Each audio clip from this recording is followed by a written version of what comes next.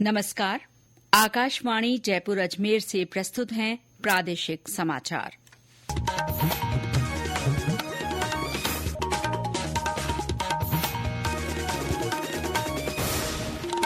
मुख्य समाचार। जैसलमेर में जीएसटी काउंसिल की 55वीं बैठक संपन्न हुई। राजस्थान हाईकोर्ट ने जयपुर गैस टैंकर हादसे में स्वप्रेरित प्रसंज्ञान लेते हुए राज्य सरकार को दोषी अधिकारियों के खिलाफ जांच करने और दोषियों को दंड देने के आदेश दिए। मुख्यमंत्री भजनलाल शर्मा ने बजट घोषणाओं से संबंधित भू आवंटन के बाकी मामलों को जल्द निपटाने के निर्देश दिए। और प्रदेश में न्यूनतम तापमान में बढ़ोतरी से सर्दी से मामूली राहत, कई स्थानों पर घने कोहरे से जनजीवन प्रभावित।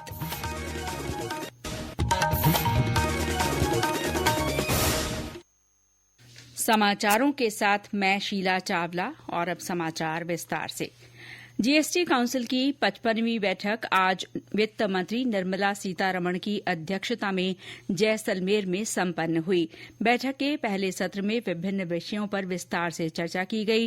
पहले सत्र के संपन्न होने के बाद बिहार के वित्त मंत्री सम्राट चौधरी ने मीडिया को बताया कि सत्र में विभिन्न प्रकार के बीमा पर रियायत के बारे में फिलहाल कोई निर्णय नहीं हुआ है।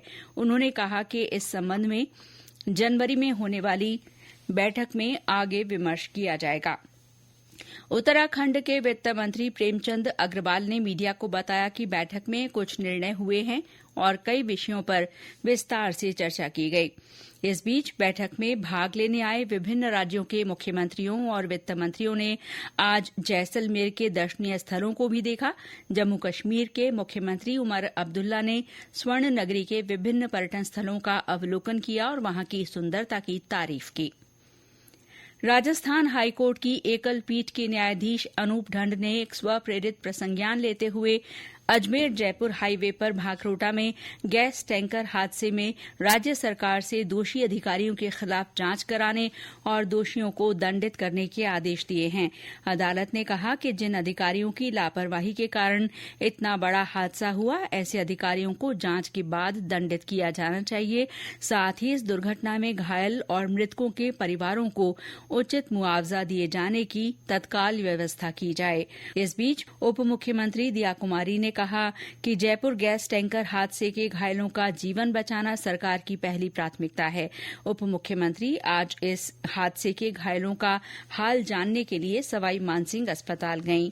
उन्होंने घायलों की कुशलक्षेम पूछी। दिया कुमारी ने कहा कि बर्न यूनिट में बाहरी लोगों का प्रवेश पूरी तरह प्रतिबंधित होना चाहिए, क्योंकि संक्रमण सबसे बड़ा खतरा है। उन्होंने इस बारे में सख्ती बरतने के निर्देश दिए। भाजपा प्रदेश अध्यक्ष मदन राठौड़ और कांग्रेस नेता तथा पूर्व उप मुख्यमंत्री सचिन पायलट ने भी आज एसएमएस अस्पताल जाकर झुलसे हुए लोगों की कुशलक्षेम पूछी। इस बीच गैस टैंकर हादसे में 3 लोग अभी भी लापता हैं। पुलिस ने इस हादसे को लेकर एक प्राथमिकी दर्ज की है और घटना के सभी पहलुओं की जांच की जा रही है। जयपुर के पुलिस उपायुक्त पश्चिम अमित बुढ़ानिया ने आकाशवाणी को बताया कि जिन मृतकों के शवों की पहचान नहीं हुई है, उनकी डीएनए सैंपलिंग कराई गई है। हमें टोटल अभी तक जो डेथ हुई है वो 14 हुई है, जिसमें 9 डेड बॉडी है वो आइडेंटिफाई हो चुकी है, जिनका पोस्टमार्टम कराया जा चुका है। अब 5 ऐसी अनआइडेंटिफाइड डेड बॉडी है जो जिनकी डीएनए प्रोफाइलिंग कराई गई है। परिजन जो भी आ रहे हैं, अभी तक 3 हमारे सामने आए हैं जो अपने परिजनों को वहां नहीं पहचान पाए। उनकी डीएनए सैंपलिंग कराने के लिए मिलान के लिए हमने एफएसएल भिजवाई। बस थी, उन बस के जो सवारी है उनकी डिटेल लेके उनसे लगातार संपर्क किया जा रहा है। कई सारी सवारियों से हमारी बात हो गई, कई सुरक्षित है, कई जेर इलाज। बस के ड्राइवर की डेथ हो चुकी है, उनके जो खलासी है की संभवतः मृत्यु हो सकता है हो गई हो, क्योंकि वो उसके बाद में कहीं मिले नहीं है। तो उनके मालिक से संपर्क करके उनके परिवारजनों से लगातार संपर्क किया जा रहा है। राज्यपाल हरिभाऊ बागड़े ने कहा है कि कृषि विश्वविद्यालय खेती की नई प्रौद्योगिकी और शोध के जरिए किसानों के सर्वांगीण विकास के लिए काम करें। राज्यपाल आज उदयपुर में महाराणा प्रताप कृषि और प्रौद्योगिकी विश्वविद्यालय के दीक्षांत समारोह को संबोधित कर रहे थे। उन्होंने कहा कि भारत कृषि प्रधान देश है और आज भारत अनाज के उत्पादन में आत्मनिर्भर हो गया है। श्री बागड़े ने रासायनिक खेती से होने वाले नुकसान की चर्चा करते हुए कहा कि इससे धरती की उर्वरा शक्ति नष्ट होती है। उन्होंने प्राकृतिक खेती की ओर लौटने का आह्वान करते हुए युवाओं से खेती में रुचि लेने का आग्रह किया। राज्यपाल ने इस दौरान 1181 विद्यार्थियों को पदक और उपाधियां प्रदान की। राज्यपाल ने शाम को उदयपुर के शिल्पग्राम महोत्सव का शुभारंभ किया। पश्चिम क्षेत्र सांस्कृतिक केंद्र की ओर से आयोजित ये उत्सव 30 दिसंबर तक चलेगा। शिक्षा मंत्री मदन दिलावर ने कहा है कि विद्यार्थियों को गुणवत्ता और संस्कार युक्त शिक्षा देने के समुचित प्रयास किए जाएं। श्री दिलावर आज जयपुर में शिक्षा विभाग की समीक्षा बैठक को संबोधित कर रहे थे। उन्होंने कहा कि शिक्षा में संस्कार के समावेश के लिए शिक्षकों सहित सभी विभागीय कार्मिकों को आदर्श व्यवहार अपनाना होगा। श्री दिलावर ने शिक्षा विभाग के अधिकारियों और कर्मचारियों को शिक्षकों के आचरण और कार्यशैली के आधार पर ग्रेडिंग करने, व्यावसायिक शिक्षा में नई तकनीक का समावेश करने, जिलेवार नोडल अधिकारी नियुक्त कर हर महीने 2 दिन ग्रामीण क्षेत्रों में रात्रि विश्राम कर फीडबैक देने के लिए विशेष प्रयास करने के निर्देश भी दिए। ये समाचार आकाशवाणी जयपुर अजमेर से प्रसारित किए जा रहे हैं। प्रादेशिक समाचार बुलेटिन आप हमारे x handle @AIRnews_Jaipur, YouTube channel Rajasthan AIR news और फेसबुक AIR न्यूज राजस्थान पर भी सुन सकते हैं। इसके साथ ही आप हमारी वेबसाइट newsonair.gov.in पर भी समाचार सुन सकते हैं और संबंधित फोटो और वीडियो देख सकते हैं। मुख्यमंत्री भजनलाल शर्मा ने बजट घोषणाओं से संबंधित भू आवंटन के बाकी मामलों को जल्द निपटाने के निर्देश दिए हैं। उन्होंने आगामी 31 दिसंबर तक बाकी प्रकरणों में भूमि चिन्हीकरण और भूमि के प्रस्ताव संबंधित विभाग को भिजवाने और आवंटन की प्रक्रिया को पूरा करने के निर्देश दिए। मुख्यमंत्री ने कहा कि बजट घोषणा की अनुपालना में sports college, roadways bus stand, GSS और ठोस कचरा प्रबंधन के लिए प्रोसेसिंग प्लांट, औद्योगिक पार्क के लिए भू आवंटन जैसे मामलों में तेजी लाई जाए। श्री शर्मा ने सड़क सुरक्षा के लिए भी विशेष निर्देश दिए। उन्होंने कहा कि वाहन दुर्घटनाओं पर प्रभावी नियंत्रण के लिए सड़कों के दुर्घटना संभावित स्थानों को चिन्हित कर इनका शीघ्र सुधार किया जाना जरूरी है। उन्होंने परिवहन विभाग के उड़न दस्तों को भी निर्देश दिए कि वे अनफिट और बिना परमिट के वाहनों और ओवरलोडेड वाहनों के खिलाफ कार्रवाई करें। प्रदेश में भजनलाल शर्मा सरकार के 1 वर्ष के कार्यकाल के उपलक्ष्य में आज श्रीगंगानगर में 1 साल बेमिसाल कार्यक्रम रखा गया। उप मुख्यमंत्री डॉ प्रेमचंद बैरवा, मंत्री जवाहर सिंह बेड़म, के बिश्नोई, जोगाराम पटेल, गौतम कुमार दक, अविनाश गहलोत, सुरेश सिंह रावत और अन्य जनप्रतिनिधियों ने इसमें शिरकत की। उप मुख्यमंत्री ने इस मौके पर कहा कि राज्य सरकार ने आम जन के कल्याण के लिए पहले ही साल में पूरी प्रतिबद्धता के साथ काम किया है। प्रदेश में सुशासन सप्ताह के तहत प्रशासन गांवों की ओर अभियान के शिविर विभिन्न स्थानों पर लगाए जा रहे हैं। भीलवाड़ा में सप्ताह के तीसरे दिन आज आसीन पंचायत समिति मुख्यालय पर ब्लॉक स्तरीय शिविर का आयोजन हुआ। इस शिविर में आए लोगों को जैविक खेती करने के लिए जागरूक किया गया। साथ ही उनके परिवादों का निस्तारण करने के लिए अधिकारियों को निर्देश दिए गए।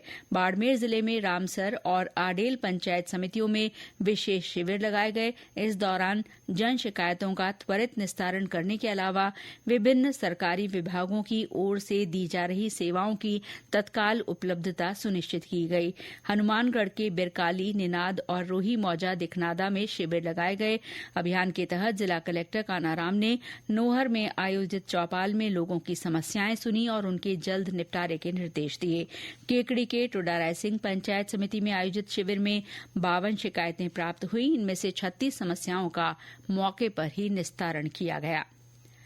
आज पहला विश्व ध्यान दिवस है। दुनिया में शांति और कल्याण की भावना को बढ़ावा देने के लिए ये एक बड़ी पहल है।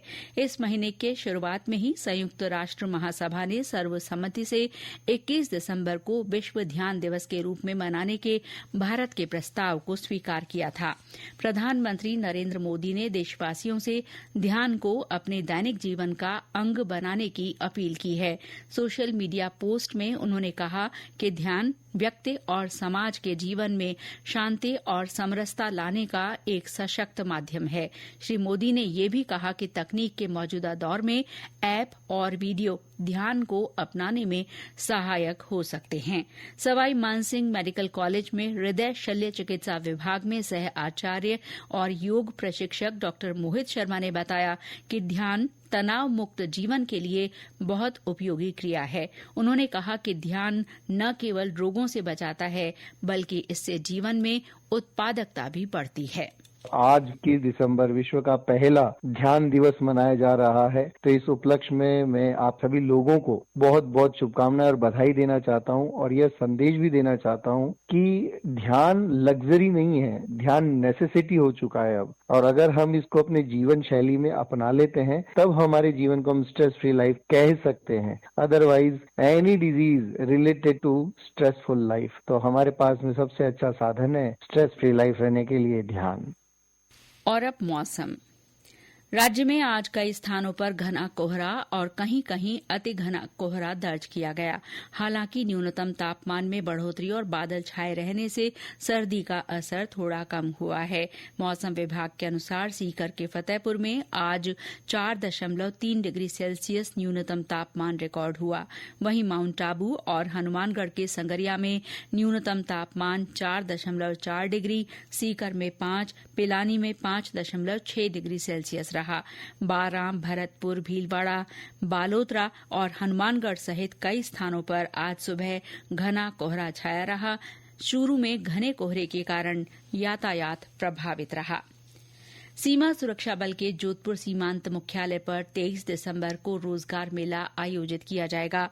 इसमें 200 चयनित उम्मीदवारों को केंद्र और राज्य सरकार के विभिन्न विभागों में नौकरियों के लिए नियुक्ति पत्र सौंपे जाएंगे।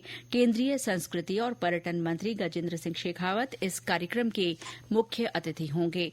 और अंत में मुख्य समाचार एक बार फिर। जैसलमेर में जीएसटी काउंसिल की 55वीं बैठक संपन्न हुई। राजस्थान हाईकोर्ट ने जयपुर गैस टैंकर हादसे में स्वप्रेरित प्रसंज्ञान लेते हुए राज्य सरकार को दोषी अधिकारियों के खिलाफ जांच करने और दोषियों को दंड देने के आदेश दिए। मुख्यमंत्री भजनलाल शर्मा ने बजट घोषणाओं से संबंधित भू आवंटन के बाकी मामलों को जल्द निपटाने के निर्देश दिए। और प्रदेश में न्यूनतम तापमान में बढ़ोतरी से सर्दी से मामूली राहत, कई स्थानों पर घने कोहरे से जनजीवन प्रभावित। इसी के साथ प्रादेशिक समाचार बुलेटिन समाप्त हुआ। नमस्कार।